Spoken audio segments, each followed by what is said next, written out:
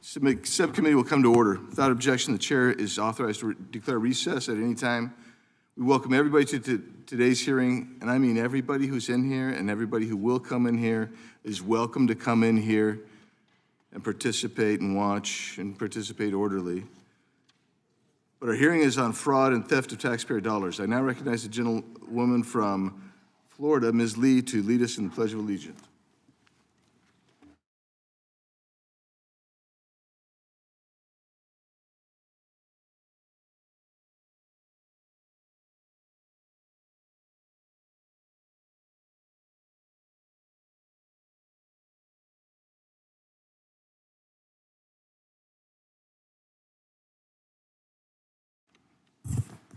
Thank you. I now recognize myself for an opening statement.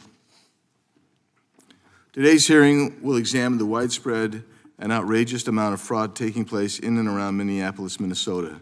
Minnesota has lost billions of dollars in state-administered and federally funded programs due to organized fraud. Fraud networks operating in Minnesota dating back more than a decade have submitted over $9 billion, that's a billion with B, in false claims. Some high-profile cases in Minnesota include organizations and programs such as Feeding Our Future, Early Intensive Developmental and Behavioral Intervention, Housing Stabilization Services, and Integrated Community Supports. Now we're going to watch a video.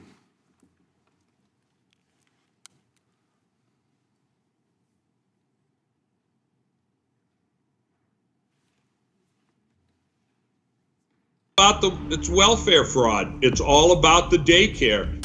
They estimate as much as $100 million a year is being stolen by shady daycare center operators. So how much money are we talking about stolen from the American taxpayer? Well in excess of $1 billion.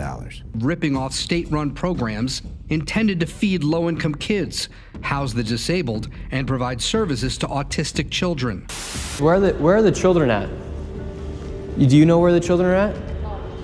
Where are the children at in these daycare centers? I don't care.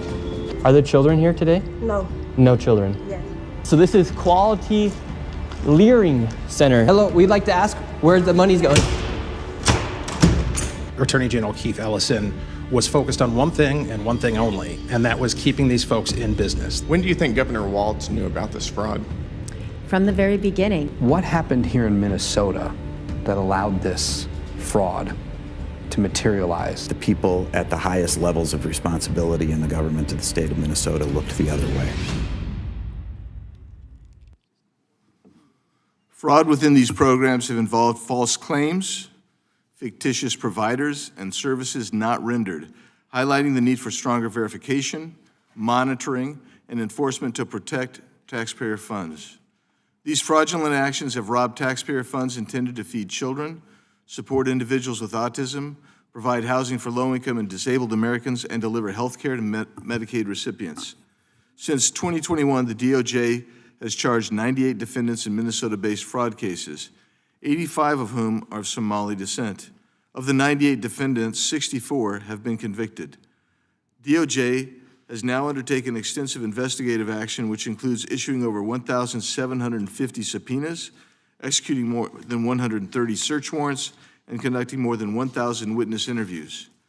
Since the start of the Trump administration, the federal response to fraud in Minnesota has intensified following a series of high-profile cases involving state-administered, federally funded programs. One of the initial instances of high-profile fraud in the state involved the nonprofit Feeding Our Future, which was at the center of a $250 million COVID-19-related fraud scheme. As part of the scheme, fraudsters exploited Department of Agriculture, USDA food programs designed to provide meals for children. Federal prosecutors ultimately convicted 57 defendants and described the scheme as the nation's largest COVID-era fraud. The issue gained renewed national attention in late December 2025 following a widely shared YouTube video posted by one of our witnesses, Mr. Nick Shirley. Mr. Shirley's work highlighted suspected fraud in Minnesota child care programs. His reporting prompted federal authorities to intensify investigations, expand oversight, and coordinate multi-agency enforcement efforts. A week ago today, Mr. Shirley released a second video that documented alleged fraud in the transportation industry intended to provide rides for children, the disabled, and the elderly. Mr. Shirley uncovered companies with questionable addresses and vehicles intended to transport children, the disabled, and the elderly that remained idle for extended periods of time. We look forward to hearing from Mr. Shirley about what he was able to uncover. But how did we get here?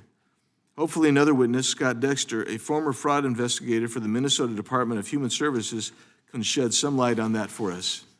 And I'd be remiss if I didn't point out that this massive wave of fraudulent activity didn't just have the consequence of ripping off taxpayers. It has drastically impacted legitimate organizations that are truly helping their neighbors. Jennifer Larson is here today to share her story about how this massive fraud has crippled her organization that serves autistic children. We'd like to think that these fraudsters will one day face justice, but it appears that is not always the case. For example, Yasmin Ali, a daycare and home health care owner charged with stealing millions from Minnesota taxpayers, after being granted bail, disappeared before a trial and has not been located since. That was more than a decade ago. The tentacles of this fraud ring are widespread and include crimes other than fraud. For example, the aforementioned Yasmin Ali. Her brother, Adaris Abdullah Ali, pleaded guilty in 2009 to lying to a federal grand jury about his knowledge of a group of young Somali men in Minneapolis who traveled to Somalia to fight with al-Shabaab, a foreign terrorist organization against the transitional federal government of Somalia. We can also consider the fact that at least $700 million in U.S. cash transported via passenger luggage through Minneapolis-St. Paul International Airport. The incidents are all currently under federal investigation, with the majority carried by couriers traveling to Somalia, other African nations, and the Middle East. While no definitive links to funding terrorism have been established yet, we know that hundreds of millions of dollars in cash are being transported to areas where foreign terrorist organizations are active. What could possibly go wrong? A whistleblower has alleged that TSA personnel at MSP, Minneapolis-St. Paul International Airport, repeatedly identified and flagged routine encounters with Somali men carrying large suitcases filled with bundled cash, often exceeding $1 million. During an interview, a former TSA agent at MSP from 2016 to 2021, now a whistleblower, Liz Jackson, noted that she saw, quote, suitcases packed with millions of dollars in cash moving through MSP again and again, carried by the same type of couriers, which raised questions that she feels law enforcement and political leaders still haven't answered, close quote. Jackson further explained her repeated encounters with Somali men carrying suitcases packed with cash, and in one case, a bag filled with new passports. According to Jackson, the volume, consistency, and profile of the transactions she witnessed were well beyond ordinary or everyday behavior. Treasury Secretary Scott Bessent has noted that the department is currently investigating where Minnesota's taxpayer dollars are being placed.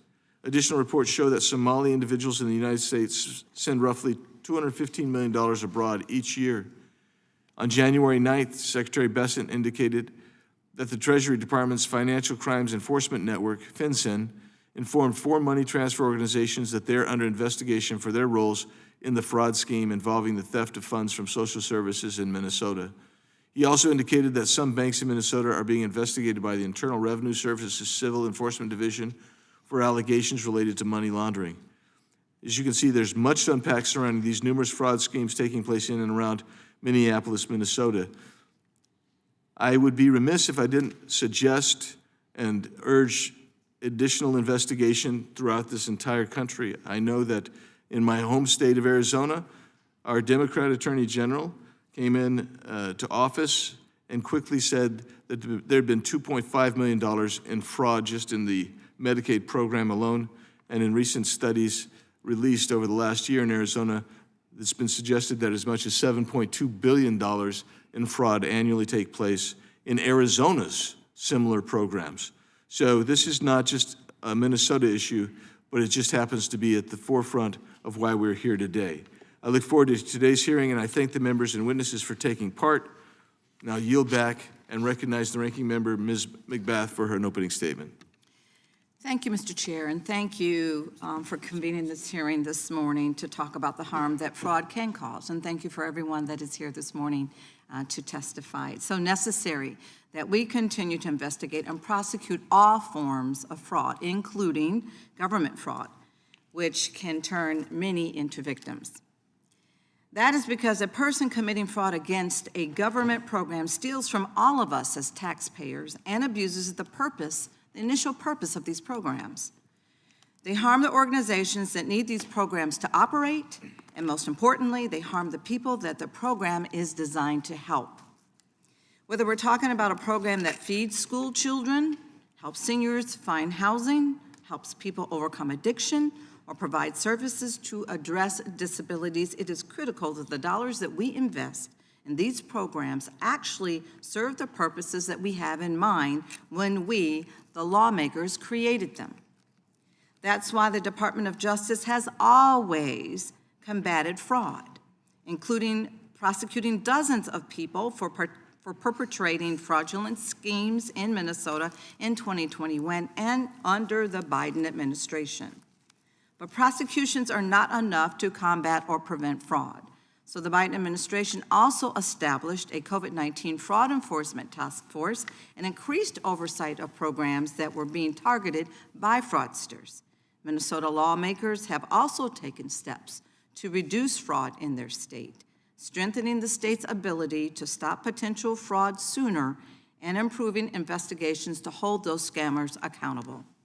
But President Trump has taken a very different approach to fraud. Just last week, Trump added quite a few fraudsters to his growing list of people that he has pardoned, not because they are deserving a second chance, but because they hired his friends, back-channeled a donation, or served his political purposes.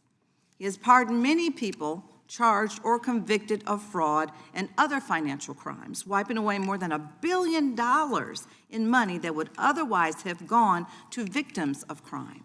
President Trump has also fired inspectors general, instructed his DOJ to stop enforcing bribery statutes, and gutted the offices that investigate white-collar crime.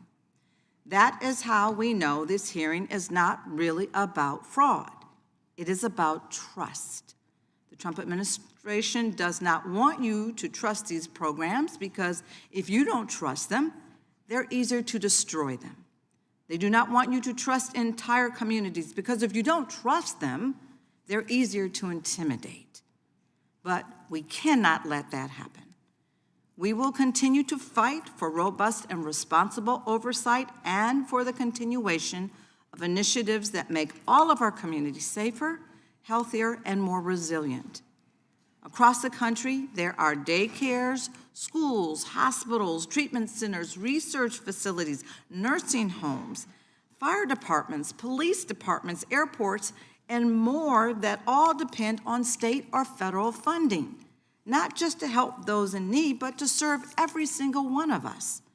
If President Trump succeeds in an attempt to freeze child care funding across 5 states, which is temporarily blocked by a court order, the effects would ripple across families and businesses throughout our economy. It would affect more than 500,000 children, and these are children that are not just within the state of Minnesota, but 500,000 children, their parents, the businesses and organizations where those parents work, and the many people who depend on those businesses to fulfill needs in those communities. That's the fallout from just one program, addressing one need across only 5 states. If President Trump continues this assault on critical programs, the harms could be far greater. These latest attacks come on top of the cuts that President Trump and congressional Republicans already forced through, which are taking health care from 10 million Americans and reducing food assistance to over 40 million Americans, including many, many children. We don't have to choose between programs that are susceptible to fraud and nothing at all. With proper oversight, we can make sure that every American is fed, that everyone can access housing and medical treatment, and that our daycares and our schools can keep guiding our children towards a better future. I look forward to hearing more today about how we can achieve this goal. I thank our witnesses for being here, and I yield. Gentlelady yields back. I now recognize the chairman of the full committee, Mr. Jordan. No, I don't recognize him right now, but I will recognize the ranking member of the full committee, Mr. Raskin, for his opening statement. Thank you kindly, Mr. Chairman. Thank you to all of our witnesses for joining us. In a just world, the Judiciary Committee today would be investigating why a masked ICE agent shot 3 times in cold blood and killed an unarmed citizen, a 37-year-old mom, Renee Nicole Good. We'd be investigating why Trump's DOJ is harassing and investigating Renee's wife instead of investigating her killer. We'd be asking why ICE agents are trained in basic CPR, but 911 tapes have shown none of the agents performing CPR on Ms. Good. They left her bleeding alone in her car for almost 3 minutes and definitively rejected the help of a man who came forward and identified himself as a doctor. We'd be investigating why in another Minnesota case, ICE agents deployed tear gas under the car of a family of 8 people, including a 6-month-old, a 2-year-old, and 2 kids with severe asthma who were just trying to get home from a basketball game. The baby stopped breathing, and his mom had to administer CPR as they desperately waited for medical help to arrive.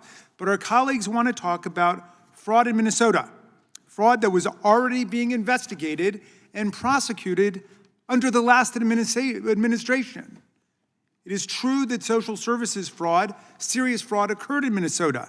That's why under President Biden, the Department of Justice opened multiple criminal investigations that to date have already resulted in more than 90 people being charged and 64 people being convicted of federal criminal offenses.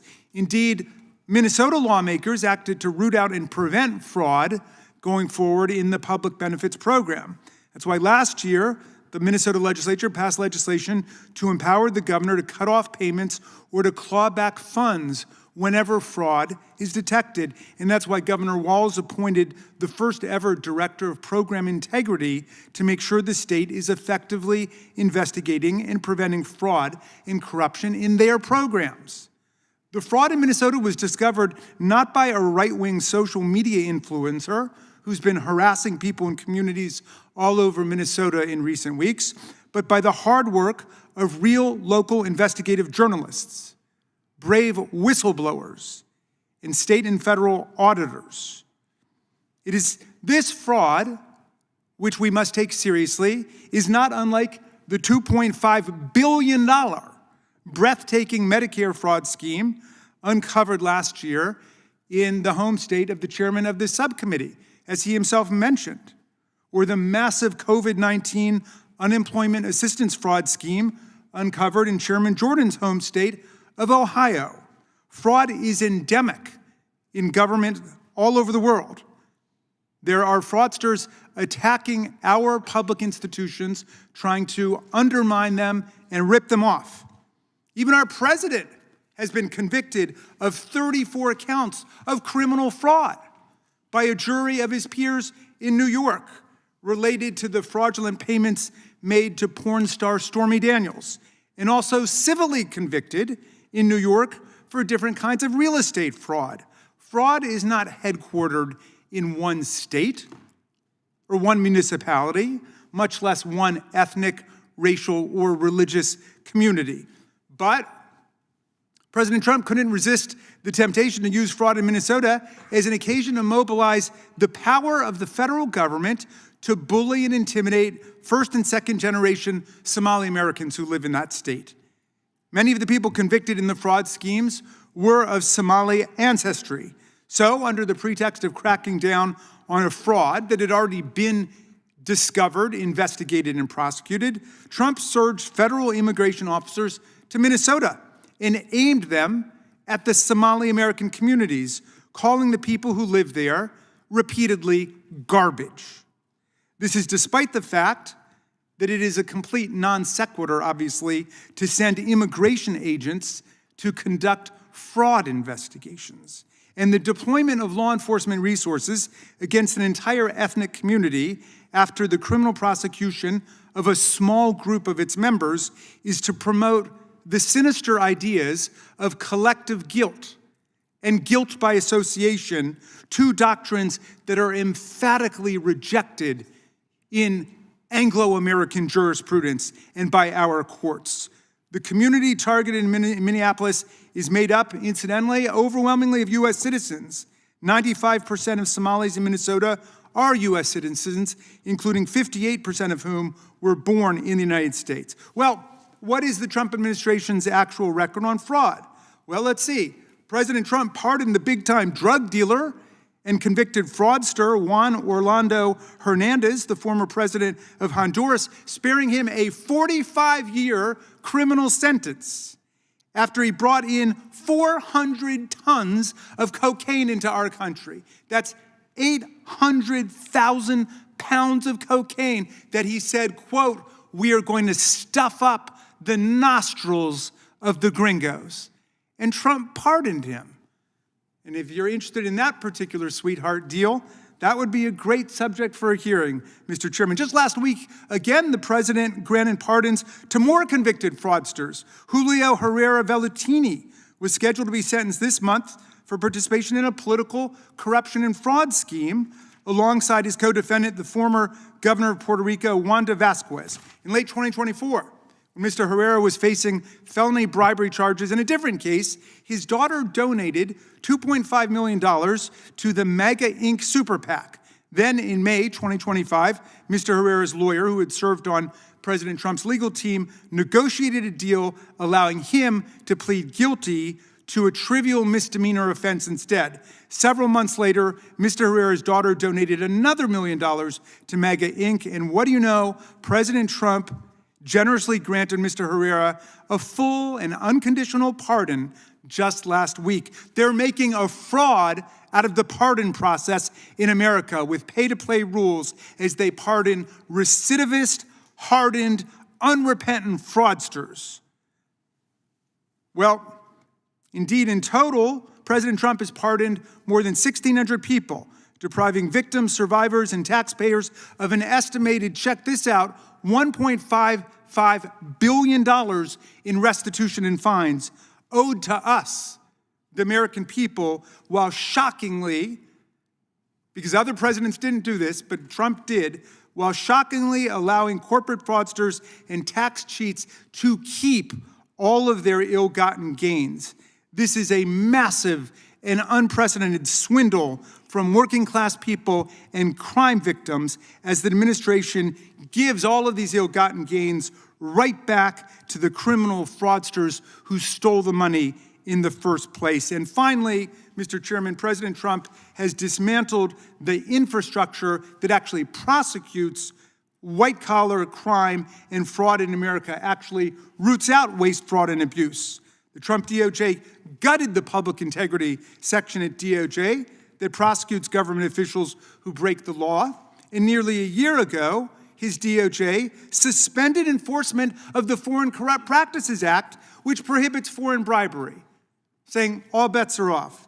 He's gutted the Consumer Financial Protection Bureau, which is the first and the only agency devoted solely at the federal level to protect American consumers against being cheated by big financial corporations. The CFPB delivered $21 billion back to more than 200 million Americans who were victims of fraud and other predatory business practices, and the administration has been gutting the CFPB because they are on the side of corporate fraud and white-collar crime.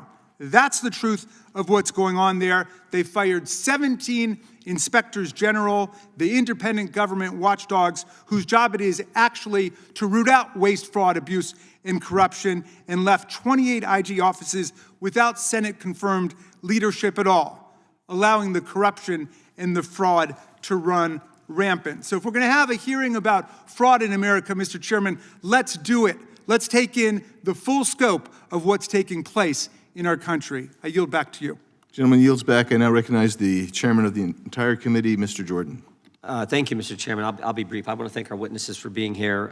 Estimates are potentially as high as $9 billion we're looking at here in what appears to be a decade-long scam, fraud. I mean, I always look at one program I talked about a couple weeks ago in an oversight hearing was this Feeding Our Future program, where taking federal Americans' hard-earned tax dollars, taking that money and supposedly providing meals to children. Problem was there were no meals and no kids. They're just stuffing it in their pockets. So I think this is a great hearing to have. We appreciate the witnesses and the work that they've done Ms. Larson and the work she does and actually making a difference, doing a legitimate program, Mr. Shirley for uncovering this, and Mr. Dexter and others who are here. So with that, I would yield back and look forward to hearing from our witnesses and the hearing itself. Thank you, Mr. Chairman. I recognize myself for just some UCs. The first one is President Joe Biden commutes sentences for two of Chicago area's most notorious fraudsters. North Dakota judge blasts Biden for setting fraudsters free. Biden commutes roughly 1,500 sentences, pardons 39 in biggest single-day act of clemency, including fraudsters. Illinois lawmakers furious after Biden commutes sentences of state fraudsters. Without objection. And now, Mr. Chairman, could I enter some as well? yeah, please. Thank you much. This UC request is from ABC News, January 20, 2026, titled Trump's Pardons Forgive Financial Crimes That Came with Hundreds of Millions of Dollars in Punishment. This one is Arizona has recovered just 5% of taxpayer dollars lost in a $2.5 billion Medicaid fraud scheme. That's ProPublica. Columbus Dispatch. Columbus mother and daughter among 15 indicted in pandemic unemployment assistance fraud scheme. And finally, a Minnesota fraud scheme timeline from NPR News. Fraud investigation stretched across Walz's tenure. Without objection. And now, without objection, all other opening statements will be included in the record, and we will introduce today's witnesses. Mr. Scott Dexter. Mr. Dexter is a former law enforcement officer, having served for 28 years. He also served with the Minnesota Department of Human Services Office of Inspector General, where he investigated fraud in the Child Care Assistance Program. Thank you, Mr. Dexter, for being here. And Ms. Jennifer Larson. Ms. Larson is the founder and chief executive officer of the Holland Center for Autism, a clinic that provides services to children and young adults with autism. She started the Holland Center to serve families like hers that were not receiving adequate services and support elsewhere. Thank you, Ms. Larson, for being here today. Mr. Nick Shirley is an independent journalist. His recent investigations and videos have shed light on the scale of fraud in public benefit programs in Minnesota that are currently ongoing. And thank you, Mr. Shirley, for being here. And Mr. Dylan Hetler-Gaudet. Mr. Hetler-Gaudet is the acting vice president of policy and government affairs at the Project on Government Oversight. POGO is a nonprofit organization that investigates alleged wrongdoing by the governor. Thank you, Mr. Hetler-Gaudet, for being here with us today. We welcome all our witnesses and thank them for appearing today. We will begin by swearing you in. Would you please rise and raise your right hand?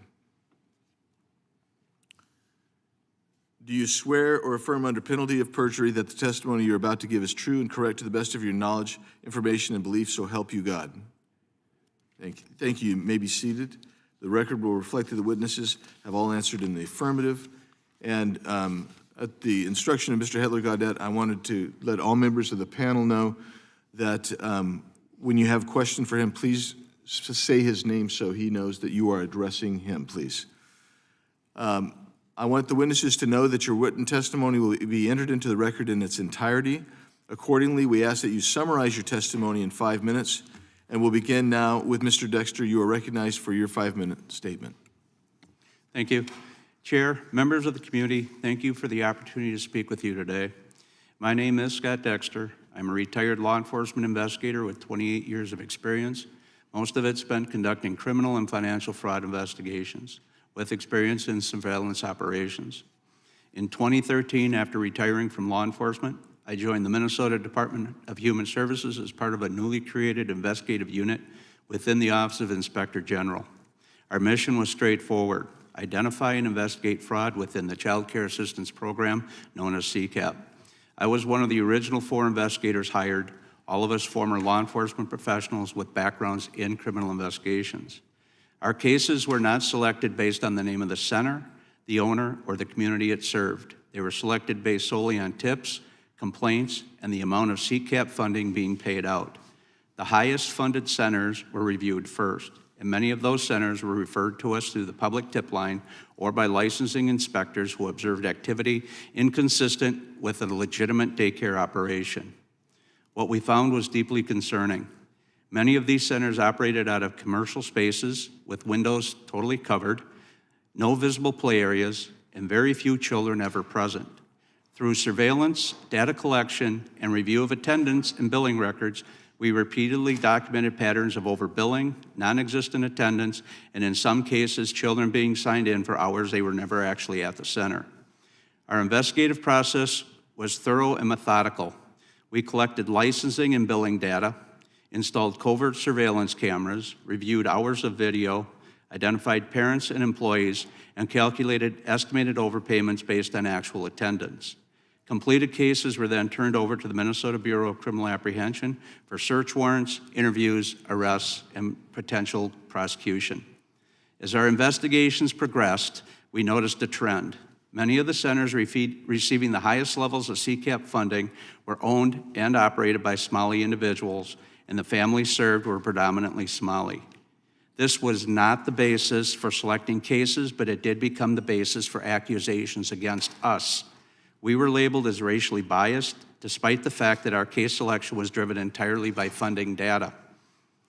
An outside review was launched into our investigative practices.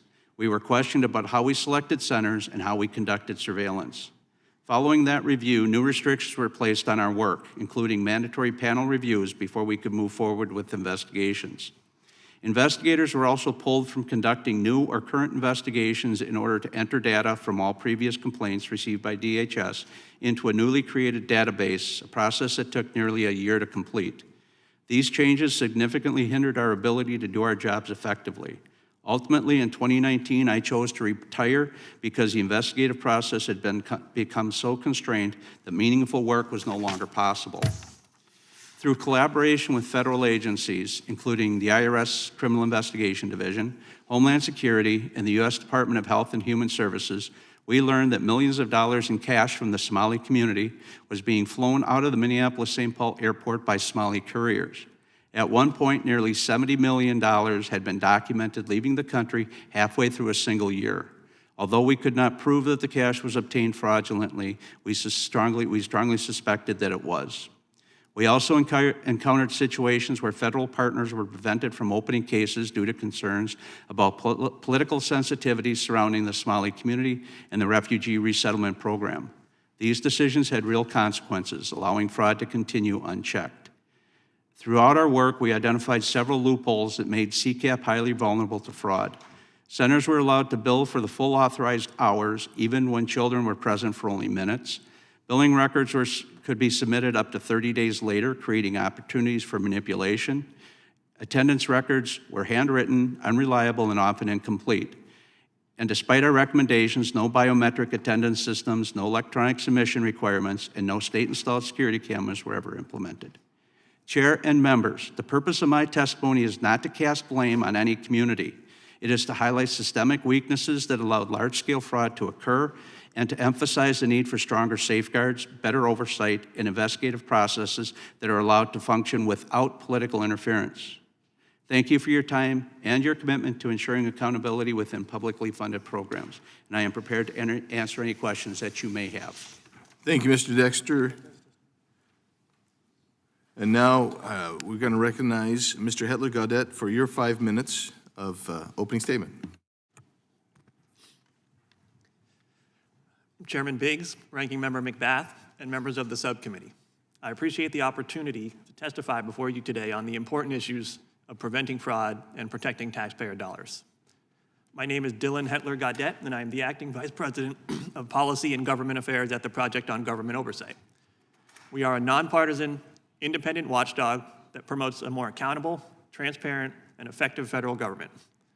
We view it as our mission to combat abuse of power and corruption in the federal government, which includes working on rooting out waste, fraud, and abuse. The unfortunate truth is that fraud in government programs is a fact of life. Since the United States government has existed, fraud in government has also existed. For much longer than that, in fact. For as long as human beings have been organizing ourselves into societies and building institutions to govern those societies, there have always been those who will seek to take advantage. This is a harsh but real truth related to the human condition, related to our fundamentally fallen and flawed natures. That said, it is still incumbent upon every one of us to do what we can to prevent fraud and to hold perpetrators of fraud accountable. This is especially true when the fraud implicates hard-earned taxpayer dollars and critical public programs and services.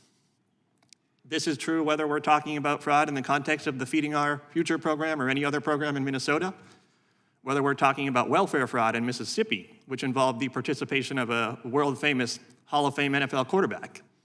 This is true whether we're talking about fraud in the context of it being perpetrated by large multinational defense companies in the context of multi-billion-dollar contract they have with the Defense Department. The point here is that fraud and the abuse of taxpayer dollars is not related to any particular geographic, demographic, or other boundary or characteristic. So why do these things happen so much? Mostly they are caused by deep structural flaws, gaps, and weaknesses in our system of government. They're also driven by recalcitrance and resistance to change on the part of federal agencies.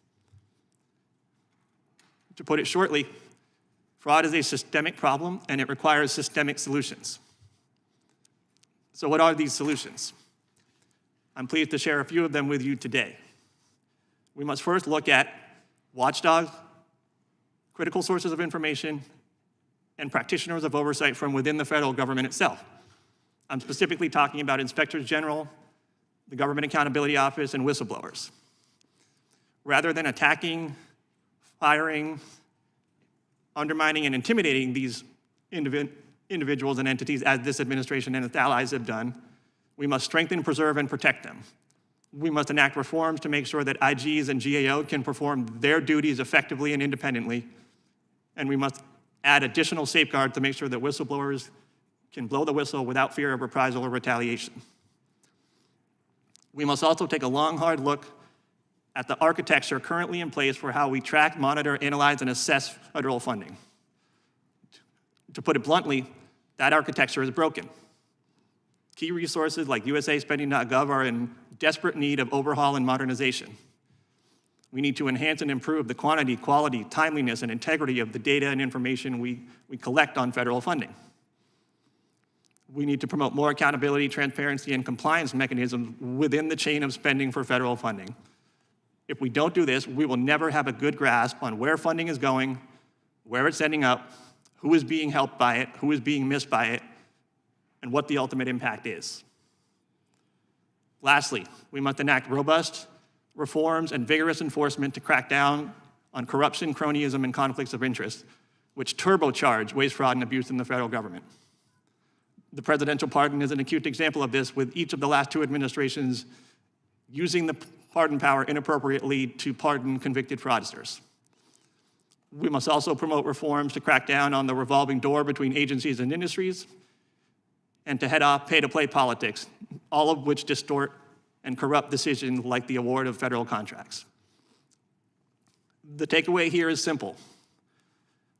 Focusing on individual salacious, scandalous examples of fraud is akin to looking at the symptoms and not looking at the disease or the root causes of the disease. The Project on Government Oversight stands ready, willing, and able to work with anyone here who wants to work on root causes and systemic solutions so that we can actually get our hands around waste, fraud, abuse, and corruption in the federal government. Thank you for having me here today, and I look forward to answering your questions.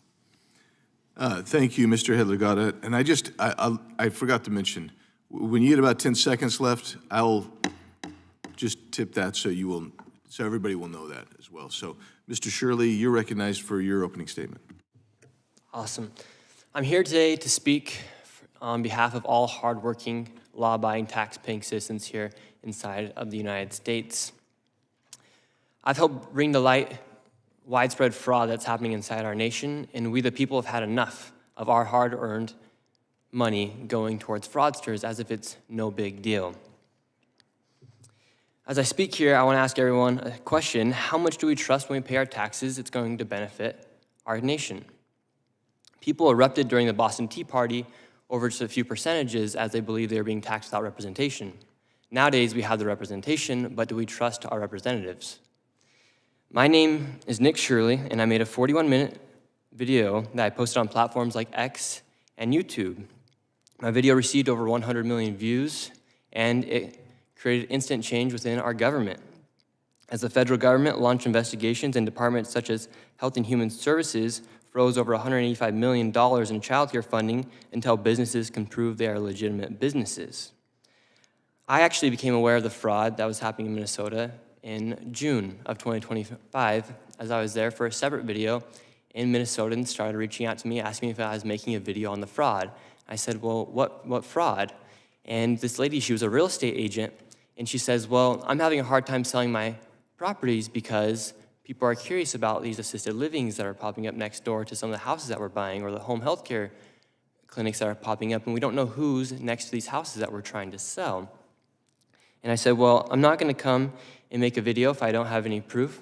So therefore, I left Minnesota, and I continued to look for fraud in the best way I could.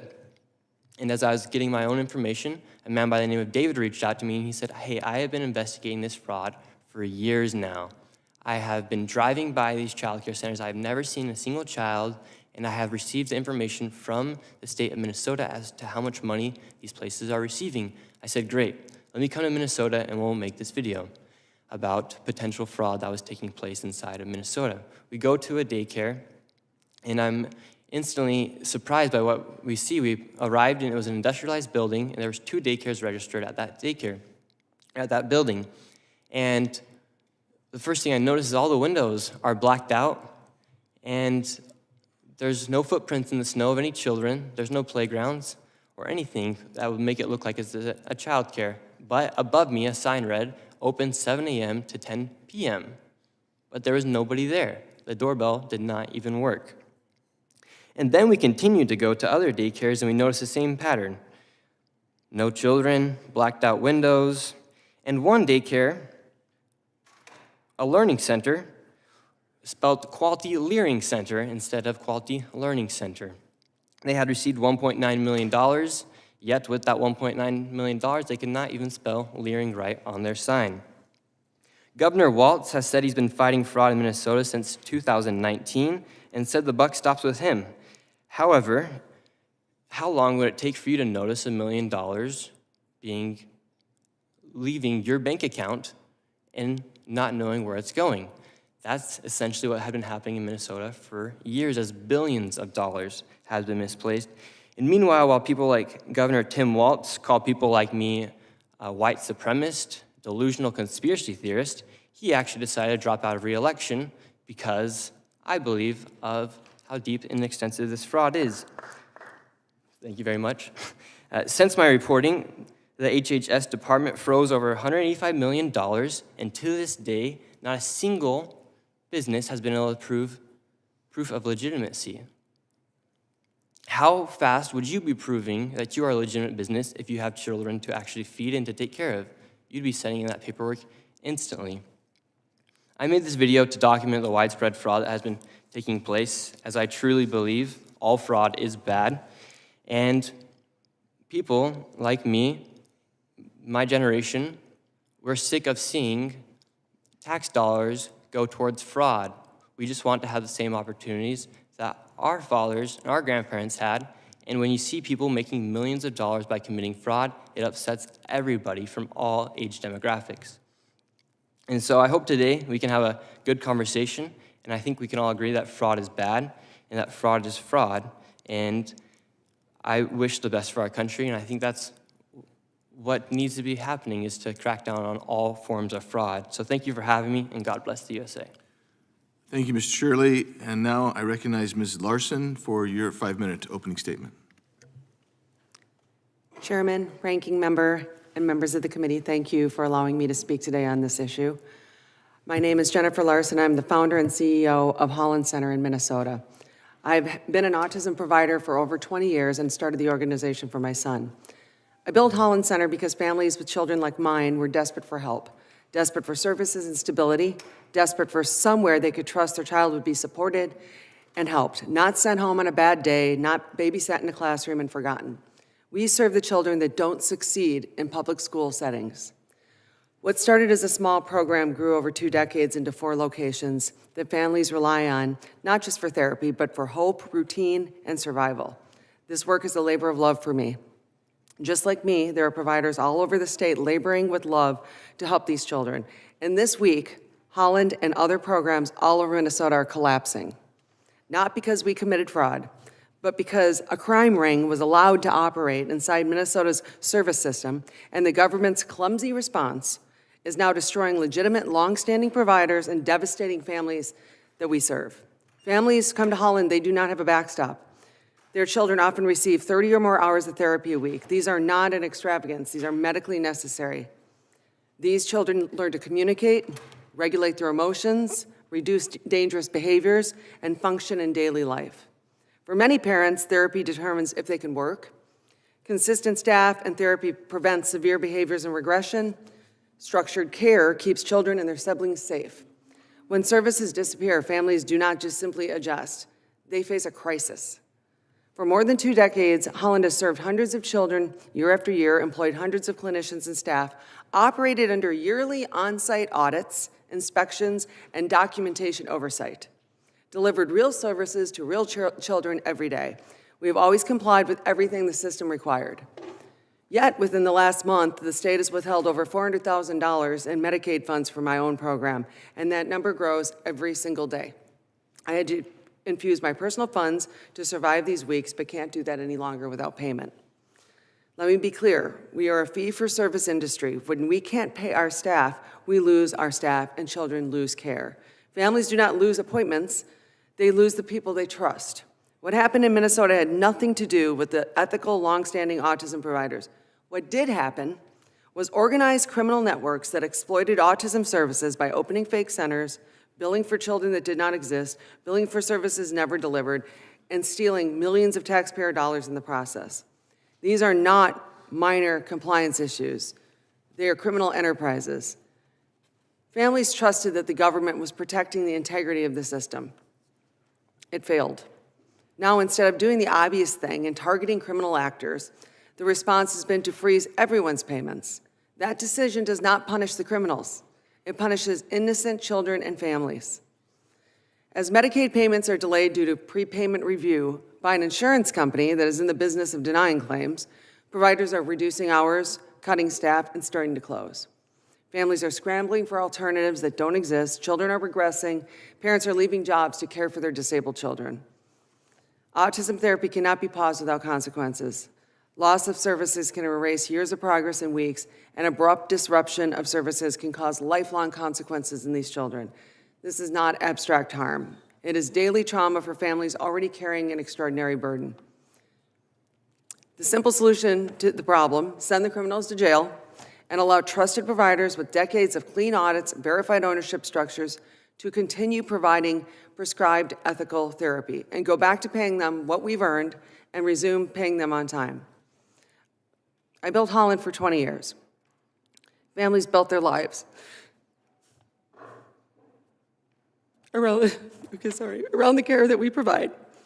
All of that is risk of destruction today, not by fraud, but by clumsy government response that failed to distinguish between criminals and caregivers. It treats children with disabilities. The gentlelady will suspend. We've got a photographer there.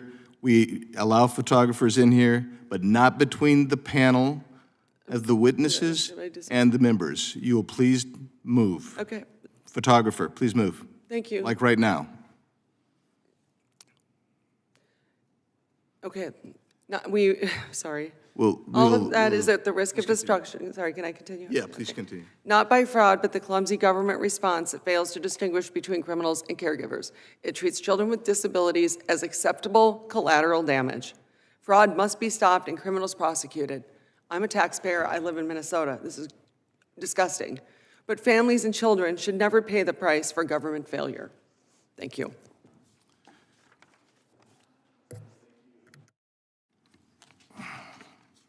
We will now proceed under the 5-minute rule with questions. Chair recognizes the gentleman from Wisconsin, Mr. Tiffany, for 5 minutes. Thank you, Mr. Chairman.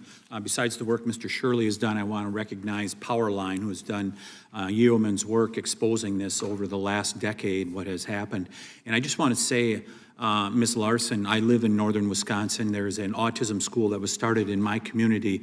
Where did we visit when we wanted to start that a decade ago? We came to Minnesota, where you have been leaders in having good autism programs. And I think about the tremendous fraud that has gone on in nutrition programs, housing programs, but is there anything more heinous than abusing an autism program? I can't imagine. It's so hard to believe that people are faking the children have autism and stealing money from the government.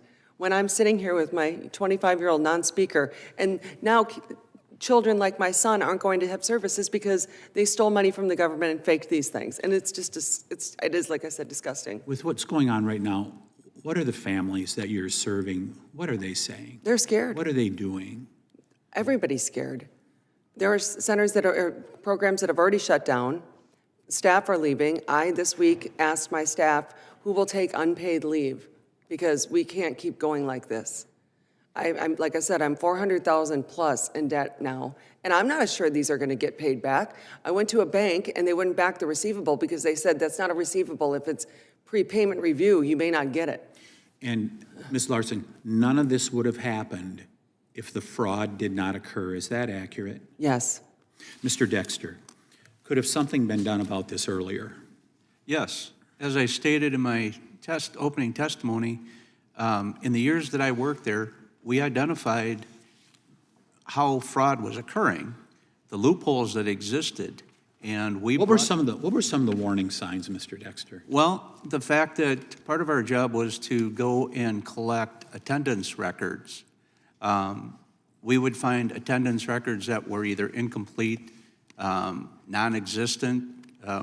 Obviously, there were times we found them to be fabricated because they were given to us way later, and the same with billing records. They were allowed 30 days after the end of the billing period to submit billing records, so they were not immediately available to us, and it kind of allowed overpayments or double payments to be overlooked. So we had the attendance record issue. We had the fact that there was no way to verify who was signing the children in and out, no way to verify what times those children were signed in and out. Could I do a follow-up here? In Wisconsin, we learned this month that Ibrahima Diop, a Minneapolis school finance boss, placed on leave for failing to submit required financial paperwork with the Minneapolis School District and for signing questionable contracts linked to the Somali fraud scandal, was hired by the Milwaukee Public School System as a deputy superintendent at a salary of $240,000 a year. Do you think it wise? Might that be a warning sign that this person was involved, may have been involved with fraud in Minneapolis? Shouldn't they be concerned in Wisconsin that that they're hiring someone like that? Well, if somebody that they hire has a past history and practice of doing that type of stuff, I would be very leery of it occurring again or that being the basis that they're hired. So Governor Evers refused to open the books and is blocking federal audits of our food stamp and Medicaid programs. And he also vetoed 4 auditor positions in a recent budget. Do you think that is also a warning sign? Yes, if it's preventing... Or ill-advised, would that be a better way to pose the question? Yeah, if it prevents the oversight and the ability to audit and look at the records to make sure, can have a check and balance system, I think that'd be very unwise because, again, that allows fraud to occur. Because, Mr. Shirley, what is happening in Minnesota, it could be happening throughout the United States. Isn't that correct? Correct. If there's one thing we've learned or leered, as they say in Minneapolis, isn't it possible that this is happening everywhere? Yes, I believe it is. Mr. Chairman, I yield back. Gentleman yields. I now recognize the ranking member of the whole committee, Mr. Raskin, for his 5 minutes of question. Thank you very much, Mr. Chairman. Thank all the witnesses for your excellent testimony. Mr. Hedler-Gaudet, The administration has systematically undermined government oversight. The president has fired more than a dozen inspectors general, not for any cause, but seemingly just in retaliation for doing their jobs and to block unwanted investigations. President Trump has defunded the Council of the Inspectors General on Integrity and Efficiency. He's removed independent leadership at the Office of Special Counsel and Office of Government Ethics, blockading whistleblowers and numerous investigations. What is your assessment, Mr. Hetler-Gaudet, of the Trump administration's apparent systematic opposition to internal oversight mechanisms in the federal government? Thank you, Ranking Member Raskin. My assessment is that the last year or so has been one of the most anti-oversight, anti-accountability periods that I've witnessed in our federal government, and I think the things you laid out, as well as others, are the sort of proof in the pudding there. And I think, speaking of things that should be giving us pause and raising red flags, that should all be giving us serious pause and raising serious red flags about how seriously people who claim to take oversight, accountability, fraud, how seriously do they actually take it? There's been a lot of attention given to Donald Trump's extraordinary use of the pardon power, as in the pardon of violent insurrectionists and cop beaters. But there's also been a forgiveness of $1.5 billion in restitutionary fines that various people had to pay. And a lot of them are fraudsters. The DOJ in Trump's first term brought bank fraud and tax evasion charges against reality TV stars Todd and Julie Chrisley. They were convicted in 2022. They owed more than $22 million in restitution to taxpayers and to their victims. But then Trump suddenly, inexplicably pardoned them and forgave all of the money that they were supposed to be paying back to their victims. Todd Chrisley bragged publicly about his get-out-of-jail-free card, jubilantly exclaiming, "The feds got effed." Let me give you one other example. Trump, on April 23rd, issued a pardon for Paul Walchuk, a former nursing home exec who pleaded guilty to multiple tax crimes. What he was doing was taking millions of dollars from the nurses and orderlies and doctors who worked for him at his facilities, took more than $10 million that way, instead of giving it to the IRS for their taxes. He used the money to buy a $2 million yacht and to pay for high-end jet travel and to go shopping at Bergdorf Goodman and Cartier. Well, he was sentenced to 18 months in prison for stealing his employees' tax withholdings, and he was ordered to pay his employees back $4.4 million for the money he looted from their accounts. So he's gonna have to pay that back, but then he got his mom to go to a glitzy fundraising dinner for Donald Trump at Mar-a-Lago, and she paid $1 million for her ticket. Then, right after Trump was inaugurated in his second term, Walchuk petitioned for a presidential pardon, arguing that he was the victim of political retaliation because they were Trump supporters. And what do you know? President Trump issued a complete pardon with forgiveness of all of the financial fines and restitution that Mr. Walchuk was going to have to pay back to his workers, the nurses and doctors and orderlies. So that was forgiven. That was $4 million taken away from the victims of a fraud and given back to the perpetrator of the fraud. Okay, now, if we had all day, we could go on all day with this because that's how their pay-to-play pardon system works. What does this do to our efforts to root out fraud and corruption systematically in the government and in crimes in different industries? I think it provides a perverse incentive structure. I opened my statement by saying that we all have an obligation and a responsibility to do what we can to prevent fraud and to hold perpetrators of fraud accountable. But that last bit, holding a perpetrator of fraud accountable, perhaps via conviction, doesn't mean much if all one needs to do is contribute to the right Uber PAC or attend the right fundraiser, and suddenly that accountability and that conviction is wiped away, including the financial restitution you mentioned. So those kinds of actions are at direct cross purposes with any effort to promote a broader, more systemic approach to rooting out waste, fraud, and abuse. Gentleman's time has expired. Thank you very much, and I yield back. Chair recognizes the chairman of the full committee, Mr. Jordan. Thank you, Mr. Chairman. Mr. Dexter, let me make sure we got this right.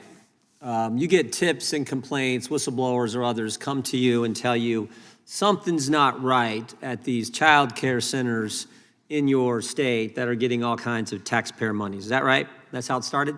That's correct. Okay. And then you go and do your work. And you got 28 years experience investigating things, and specifically in the crime and financial fraud area. Is that right? That's correct. And you go out and find out at these child care centers, there aren't any kids. No kids are there. I mean, there's some, but there's like, you don't see the playgrounds. You don't see any kids at a place where they're supposed to be helping children. And then you also find out most of them are run by Somali individuals. Is that accurate? That is correct. And then you make some recommendations. You said, here's what we should do. I think you put this on page 2 of your testimony. You said there's some basic things you should do. No, you said they didn't have biometric attendance system. They should do that. They should have electronic submission requirements. They need security cameras. You made some recommendations. Yes. And then what happened?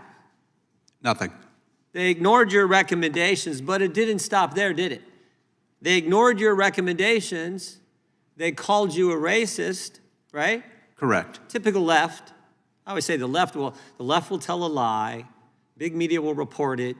You tell the truth, they call you a racist. Exactly what happened here. So they ignore your recommendations, they call you a racist, but it even got worse than that. If you can imagine. They started investigating you, is that right? Yes, we were interviewed by an outside firm for a report given to the Office of Legislative Auditor. And what did that report look like? What did they say? They call you a racist? What did the report say?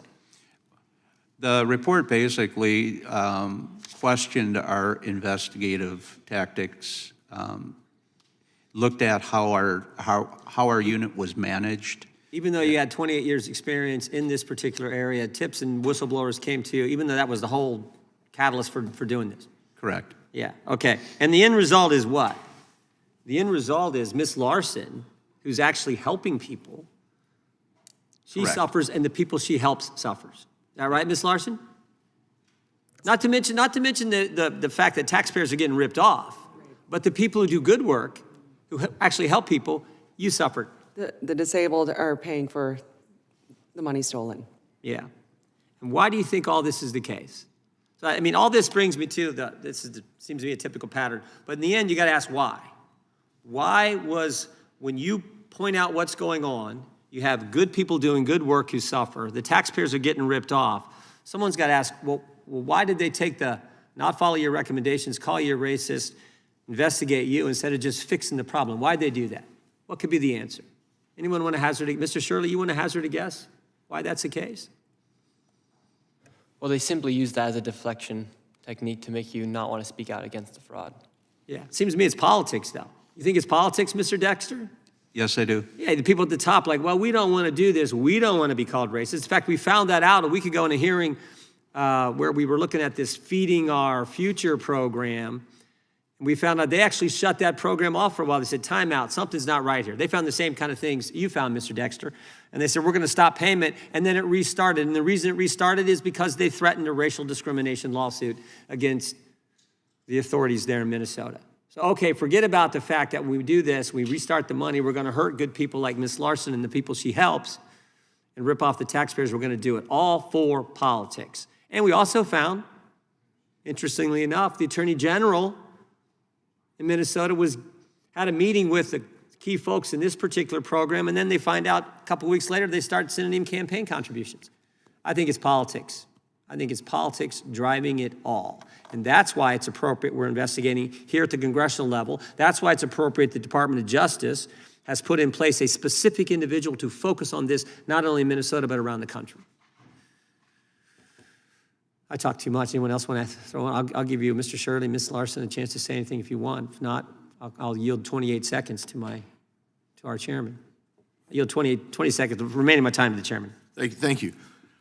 So, Mr. Hedler-Godet, would it surprise you that Joe Biden issued pardons to someone named Crundell, who had the largest municipal fraud in the country's history and had a restitution amount of $53.7 million that was never paid following the commutation? Would that surprise you, sir?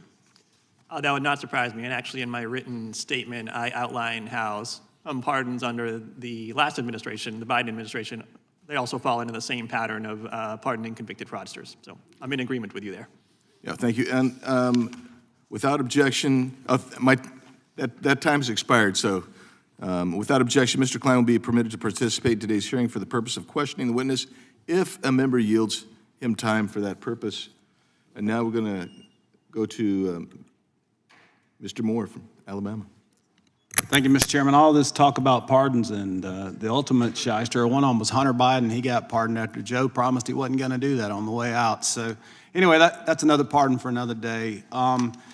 Ms. Larson, I'm impressed with your son. I honestly thought he was your attorney when you guys were sitting there. But were there early warning signs, if acted on, that could have prevented the fraud schemes from growing to the scale that we see now?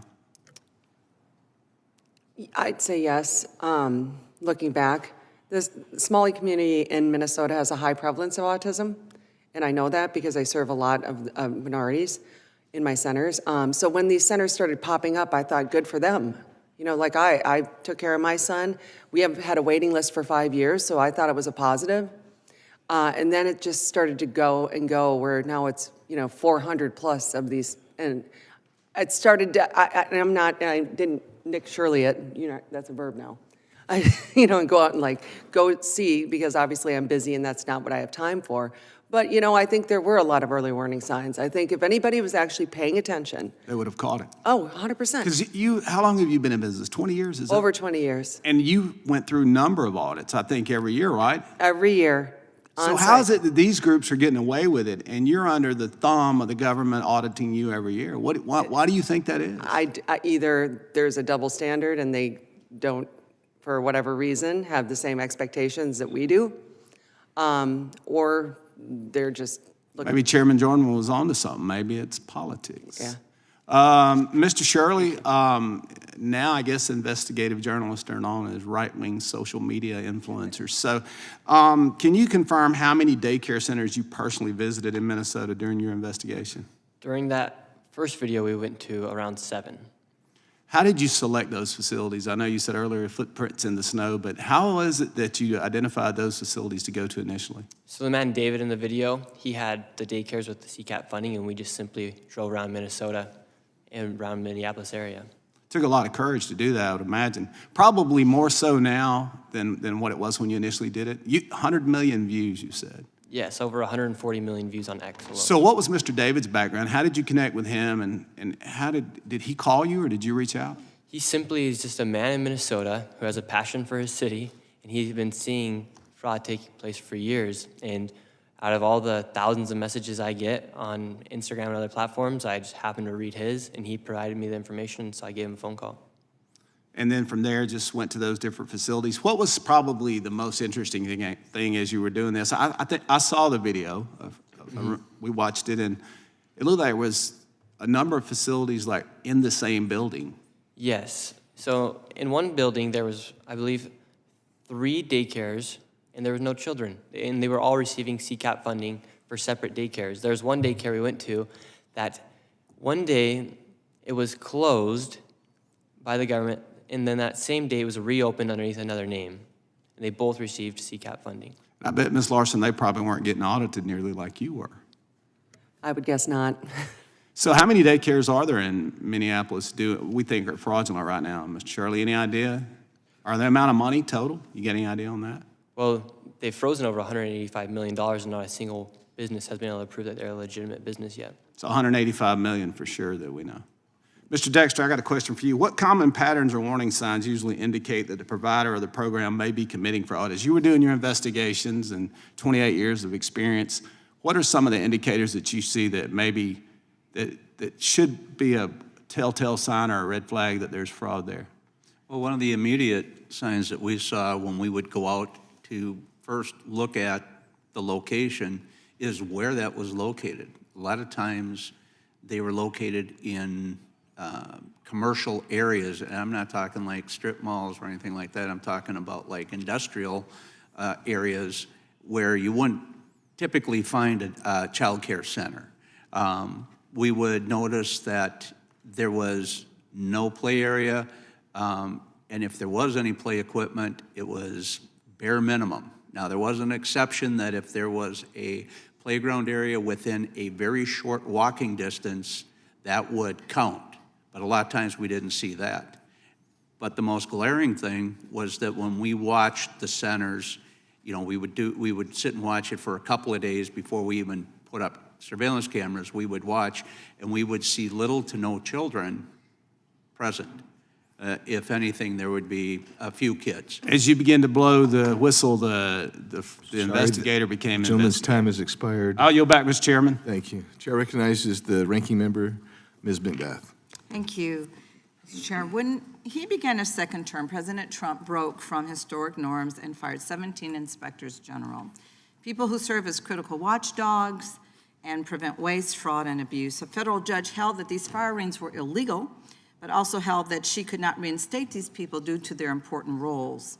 As a result, the president has been able to appoint acting inspectors general who have themselves been removed after informing Congress that Trump officials are not cooperating with investigations.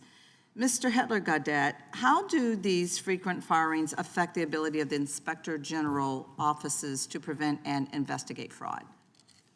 I think they fundamentally undermine it, and they also create a real chilling effect for the inspectors general who are left.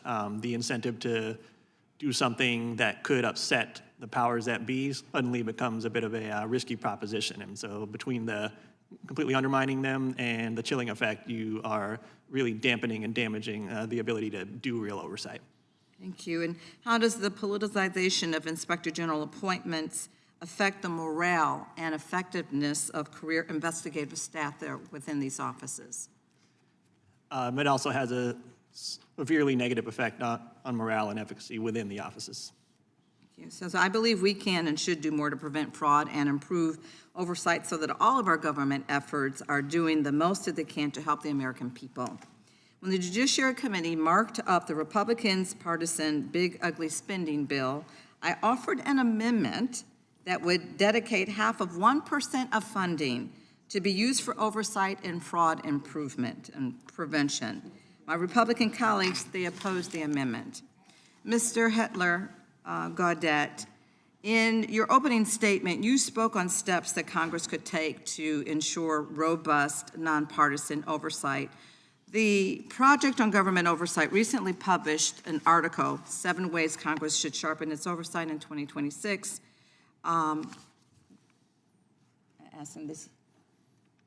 Without objection. Thank you, thank you. Is there anything else that you want to highlight from those recommendations? Sure, yeah, I just want to pause to note that Congress really is the indispensable actor when it comes to doing oversight. There's supposed to be a somewhat adversarial relationship between the branches, and Congress is supposed to be the primary adversary when it comes to the other 2 branches and conducting oversight, but that is predicated on Congress taking that oversight duty seriously, irrespective of who is in charge of the other 2 branches. And so I think there's a political will issue there with oversight, but also there are some mechanical issues. So Congress could do a better job of holding hearings that are a bit more bipartisan, a bit more focused on the facts, as opposed to the sizzle of a given anecdote or scandal. I mean, really trying to get at root causes and really trying to take hard, deep looks at the underlying structural reasons why things like fraud happen. It's not as sexy. It's not going to get you as many views on social media, but it's going to actually ideally lead to long-term, sustainable, durable reforms that can really crack down on the problem. Thank you. And so the short-lived DOJ office was supposed to cut fraud. Mr. Hetler-Gaudet, what did it actually do, and how did its actions actually affect everyday Americans? So DOJ was a complete failure. Even on its own terms, the primary progenitor of DOJ claimed that he was going to find $2 trillion, then he moved that down to $1 trillion in waste, fraud, and abuse, cut spending, but in 2025, we actually spent more money than we spent in 2024. At the opening of this fiscal year in October, we ran the largest opening month budget deficit ever run before at $285 billion. We have hollowed out the key functions of a bunch of agencies. So any claim that DOJ was effective either on cutting spending or promoting effectiveness or efficiency are just flat out undermined and undercut by the facts. And Mr. Hetler-Gaudet, because you have done investigations yourself, did you do any follow-up on Mr. Shirley's video? So personally, I took a look at some of what had been done to try and backstop what Mr. Shirley indicated in his video by professional journalists at CBS and by professional oversight practitioners like the Inspector General in Minnesota. And as it turns out, they had a difficult time substantiating what Mr. Shirley was claiming to be true in his video. And in fact, they found countervailing evidence, including having been provided security footage by one of those daycares of children being dropped off the very day that Mr. Shirley was supposedly there. So I think in my view, I would have to, I think I'd err on the side of believing the professional journalist at CBS and the professional oversight practitioners at the Inspector General office. Thank you. I'm out of time. I yield. Chair recognizes the gentlelady from Florida, Ms. Lee. Thank you, Mr. Chairman. And so on that note, I think it's important that we return to a discussion of how these investigations were conducted and the type of evidence that led to the discovery of this massive fraud. One thing that is clear based on the testimony today is that this is not just a Minnesota problem. This is a warning sign for every state that it is administering large-scale programs using taxpayer dollars. And we need to get to the bottom of how to identify this type of fraud and prevent it from continuing to occur. So, Mr. Dexter, I'd like to go back to your testimony, both what you have shared with us already about your extensive background investigating and analyzing program fraud, and the methods that you used to identify the theft of taxpayer dollars in this particular type of case.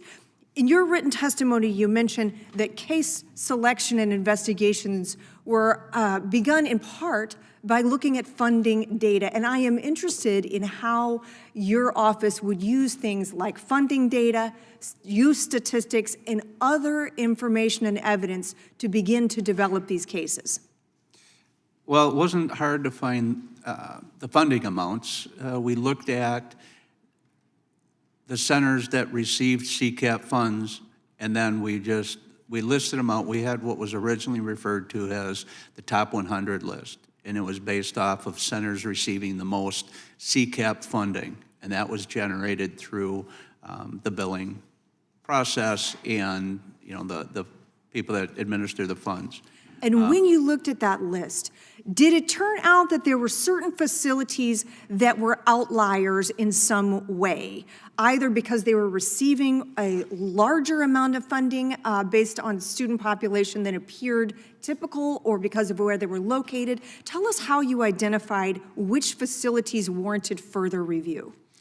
Well, when we started looking at the centers that were receiving the most funds, the investigators were each assigned cases, were assigned centers, and we first started looking into what the billing pattern was, or what the billing amount was, how many children were being billed at these centers, and we would have centers that were billing for 120 plus children, and looking at the different days and times, kind of establishing a pattern that just was outside the realm of a typical daycare center. So in other words, you used objective data and evidence as the foundation to proceed further with your investigations. Yes, in order to start the investigation, that's what we would begin with. And in your experience, wouldn't you also say that that is the typical method or atypical method for beginning and analyzing a potential fraud case of any nature in any community? Yes, because in order to do the investigation, you first have to find out if it warrants an investigation and to what extent that investigation would be.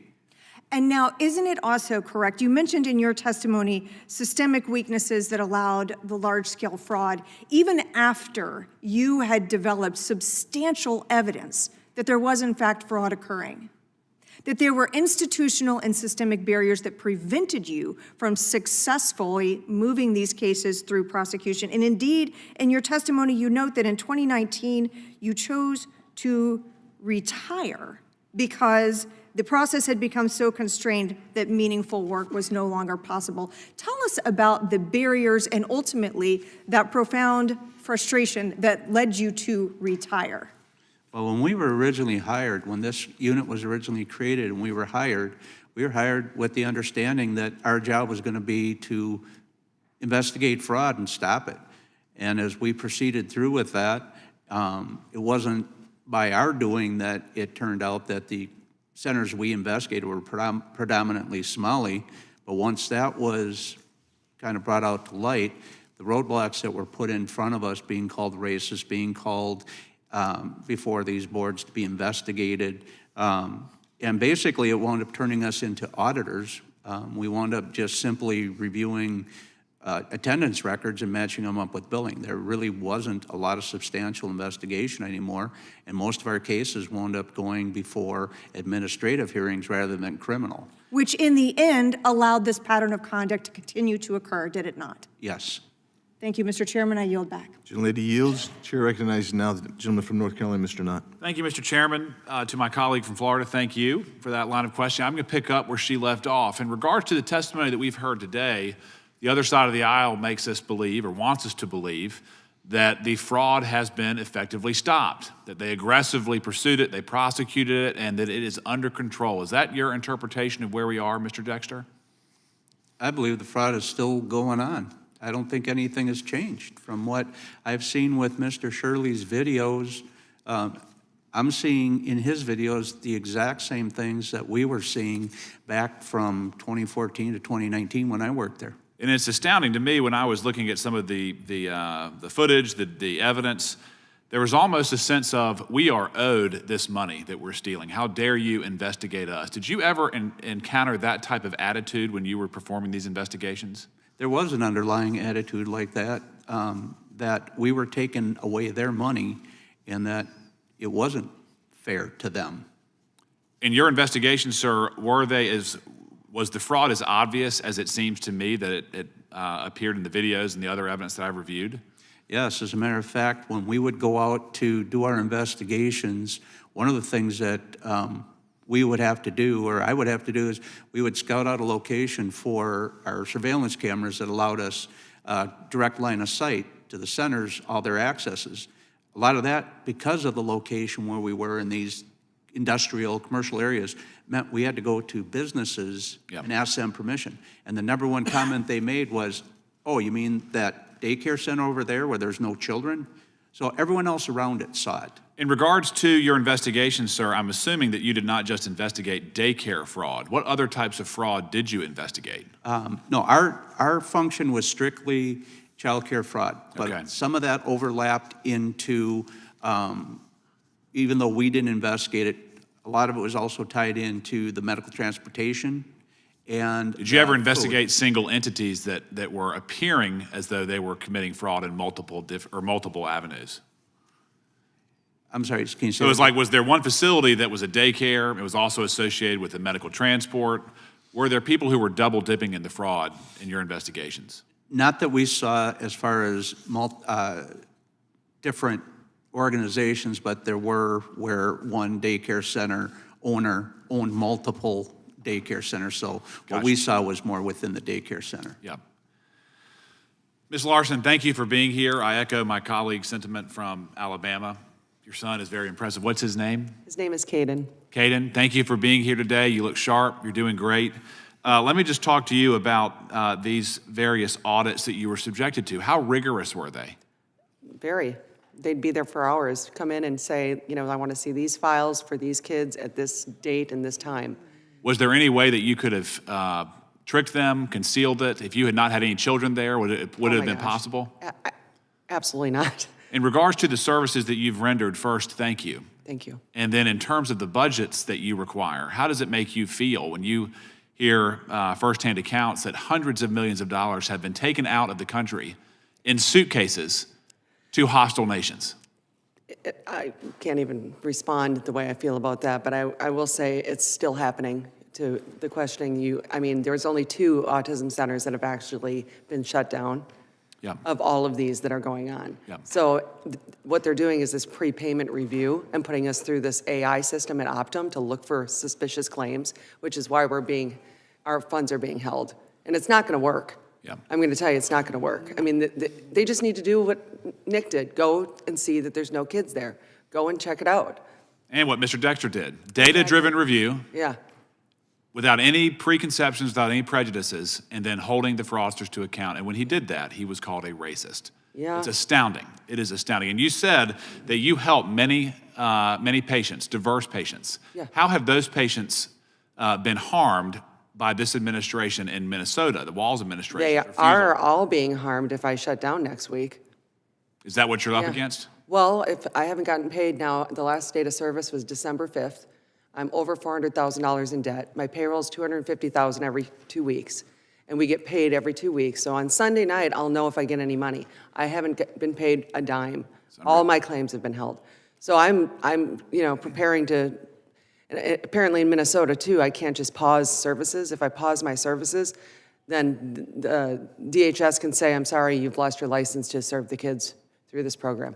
So I don't know what they think we're supposed to do. Unbelievable. Yeah. Well, again, thank you for being here. I appreciate all the testimony. Sorry I didn't get to everybody else. There's a lot of questions. Mr. Chairman, I yield back. Thank you. Gentleman yields. I recognize the gentleman from California, Mr. Kiley. Thank you, Mr. Chair. Mr. Shirley, thank you for your testimony today and the work that you've done. Americans hear these numbers of the fraud that we have, and whether it's 10,000 or 10 million or 10 billion, sometimes the numbers, you almost become desensitized to it. And so the way that your video was able to show people the fraud sort of in real life actually happening, I think opened a lot of eyes and has helped to catalyze a level of scrutiny that we really should have had before. So you mentioned in your testimony that you think that what you discovered in Minnesota, that this is not isolated to that state, but likely exists in other parts of the country as well, correct? Correct. What makes you think that? Well, now you're seeing, since I've posted that video, lots of other people have started to go to other locations, for instance, in Ohio or in Maine or in California.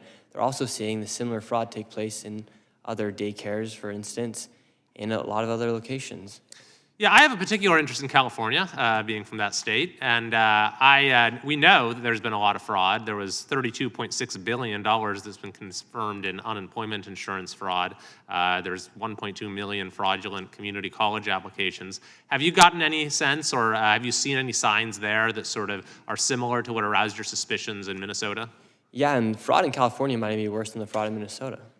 What makes you say that?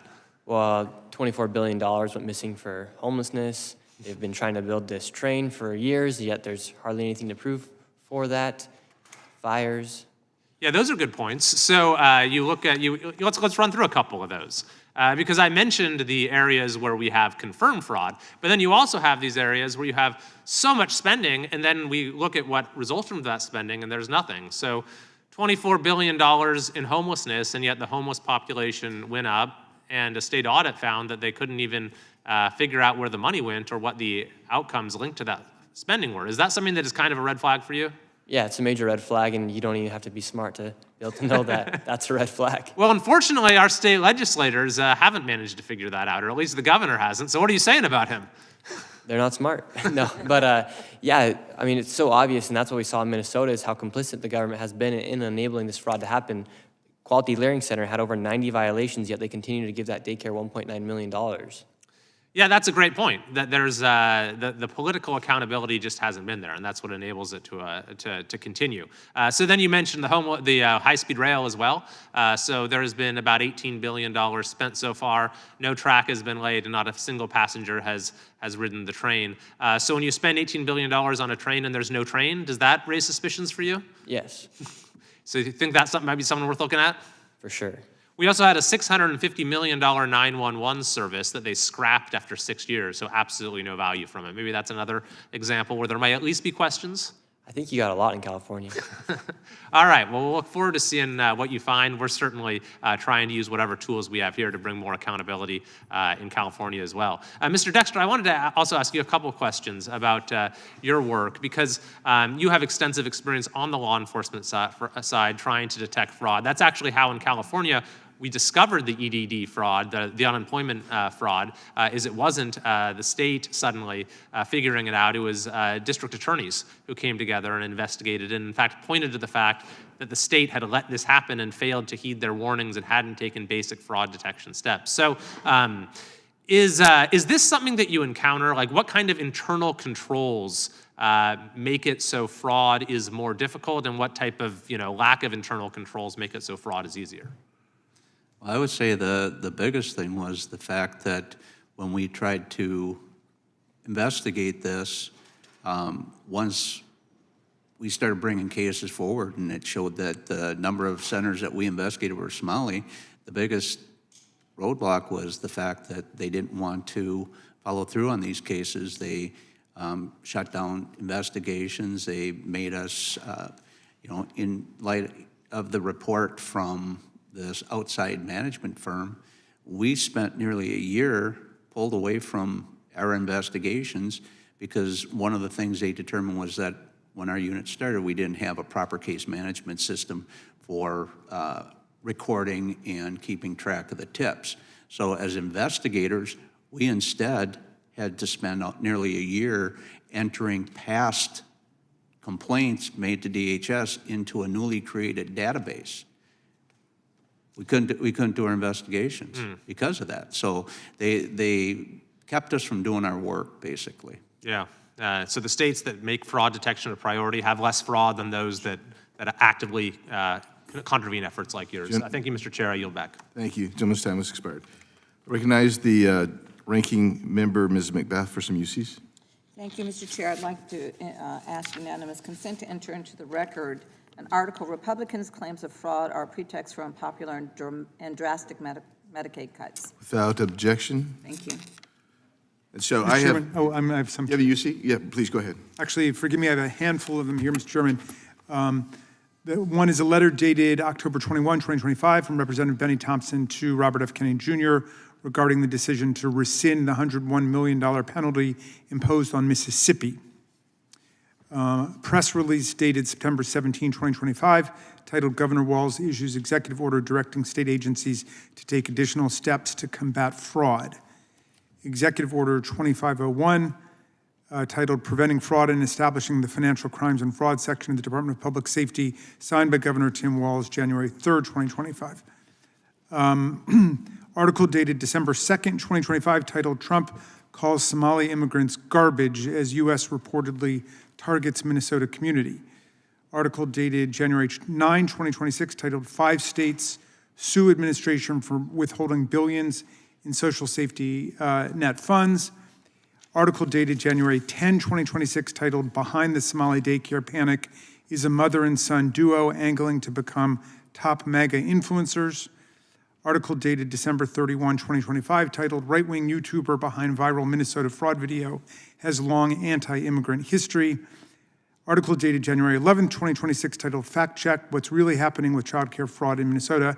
And finally, article dated January 13, 2026, titled The Trump Administration Says It's Cracking Down on Fraud, but it gave a red state a pass. Thank you, Mr. Chairman. Without objection, Chair recognizes Ms. McBath again for the UC. Thank you, Mr. Chair. I ask unanimous consent to enter into the record an article titled Trump's Child Care Fund Freezing in 5 States Could Cost Families $400 million by Julia Cation of the Century Foundation. Without objection, I recognize myself for a series of UCs. From Fox News, Biden clemency for convicted fraudsters met with outrage. Slap in face. From CNN, victims shocked after Biden grants clemency to Kids for Cash judge and $54 million embezzler. And from Axios, Biden sets presidential record on pardons and clemency. Also, Minnesota daycare expose, journalist strikes again, and part 2 names the hub of the fraud wheel. 78th defendant charged in feeding our future fraud scheme from U.S. Attorney's Office, District of Minnesota. Suitcases filled with millions in cash flew out of MSP airport. Ex-TSA agent connects dots years later from Survival World. From the U.S. Department of Health and Human Services, HHS freezes child care and family assistance grants in 5 states for fraud concerns. From the U.S. Attorney's Office, District of Minnesota, 6 additional defendants charged. 1 defendant pleads guilty in ongoing fraud schemes. This is from the local Fox News in Minneapolis. Through the years, a decade of investigating fraud, Minnesota. U.S. Department of Homeland Security release. ICE continues arresting worst of the worst in sanctuary Minneapolis, including pedophiles, gang members, and drug traffickers. From MSN, TSA flags suspicious cash outflow at Minneapolis-St. Paul Airport. From MSN, foreign ATM, Somali cash exodus from Minneapolis exponentially larger than other major U.S. airports. From Breitbart, SBA cutting off grants to Minnesota over reports of Somali fraud. Vance praises YouTuber Nick Shirley reporting on Minnesota fraud. Waltz and Omar using ICE operations to distract from fraud scandal. And from Just the News, in Somali fraud scandal, Republicans probe evidence of a blue state election scheme. From the New York Post, ringleader of $250 million Minnesota welfare fraud scandal ordered by judge to forfeit Porsche and luxury goods. From LifeZet.com, TSA whistleblower, Somalis regularly flew out with suitcases stuffed with millions in cash. From Fox News, Minnesota welfare fraud probe targets Somali Hawala money transfers. From the Star News Network, feds probe hundreds of millions in suspected Somali cash and luggage leaving Minneapolis Airport. From USCIS announces results of Operation Twin Shield, a large-scale immigration fraud investigation. From PBS, Nome says Homeland Security is investigating fraud in Minneapolis. From Cornell Law, this is the 18 U.S.C. Section 666, theft or bribery concerning programs receiving federal funds. Also, same source, 18 U.S.C. Section 641, public money, property, or records.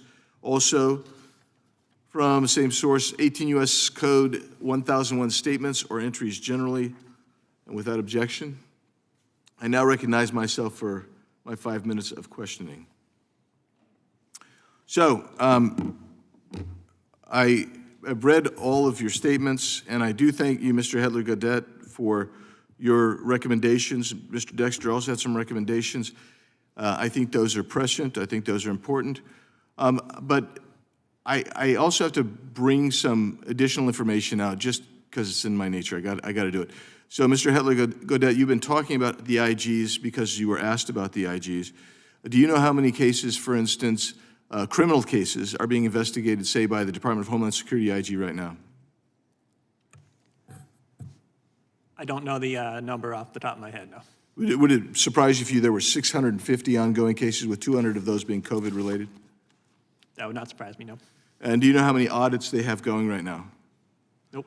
They have 60 audits going right now with another 20 investigations going. That sounds to me like the IG there, at least in DHS, is not being chilled because of the appointment of temporary IGs. Am I wrong on that, or am I misconstruing that? One thing about the DHS IG, Mr. Joseph Kafari, is he was actually appointed under the first Trump administration, and he has remained ever since. We actually at the Project on Government Oversight have long recommended that Mr. Kafari be fired because he has had a long and demonstrated track record of slow-walking investigations at DHS, particularly when it comes to abuse of force and other issues with DHS agents. And yet the Oversight Committee for the IGs didn't adhere to that recommendation. So anyway, the point, I felt that point needed to be made. Additionally, Mr. Dexter, you looked at some of the same kind of physical evidence that Mr. Shirley looked at with regard to physical presence at the various daycare facilities that you were examining between 2014 and 2019. Is that true? Yes. And you saw basically the same kind of physical evidence that Mr. Shirley exposed. That's correct. You also looked at funding data, and you also had whistleblowers. Yes. And I find it interesting that somehow local news, which reported on the fraud, other local news reporters who reported on the fraud credibly agree with the findings of Mr. Shirley. Is that what you have seen as well, Mr. Dexter? Yes. Fox 9 News in Minneapolis, they followed a lot of our cases and did stories on them. And so I mean, the very notion of trying to discredit Mr. Shirley because he got a lot of views, or that some CBS reporter disagreed and said they couldn't find the evidence, actually, in my mind, discredits the CBS reporter. because, I mean, I appreciate the ranking member having cited the Arizona fraud, which I also constantly cite. It's a massive fraud in Arizona. Not just the $2.5 billion, but there's another additional allegation of about $7 billion per year fraud in Arizona. I think there needs to be a change there. I think we need to get a handle on this, not just in Minnesota, but nationwide. Because what we've seen in Ms. Larson's case, those who are conducting themselves according to the law, delivering services, are the ones that also get punished. But if you're a fraudster, somehow you're able to keep on going. And the fraud hasn't stopped. Mr. Shirley, have you seen any evidence? You said twice today that $185 million of recipients, not one of them has been able to demonstrate that they are a legitimate business. No, in fact, they're actually actively suing the HHS to prevent handing over any information. Right, so they don't even want to give the information that would be required of an audit, that would be required from a separate independent investigation. They want a court to intervene and enjoin and prevent them from having to respond to this kind of investigation. Is that correct, Mr. Shirley? That is correct. So, I mean, this is the thing, and I think, I'm listening to the panelists, I think everybody on the panel, I think everybody up here, we all want to stop the fraud. But the bottom line is, it's so infused with politicization that it is preventing us from just sitting down there and saying, okay, we got a symptom in Minnesota and we're going to fix it. I think the symptoms being exposed is critical because then it actually motivates people to try to get to the root cause. I'm out of time, and we have no other members here, so I just want to thank each one of you, from Mr. Dexter, Mr. Hedler-Gaudet, Mr. Shirley, and Ms. Larson, for being here and giving us your testimony. I really, really appreciate it, and I would encourage my colleagues to be better stewards and have better oversight, because otherwise Mr. Shirley's generation is going to be paying through the wazoo, which right now means $40 trillion in national debt. So thank you all. Appreciate it. We are adjourned.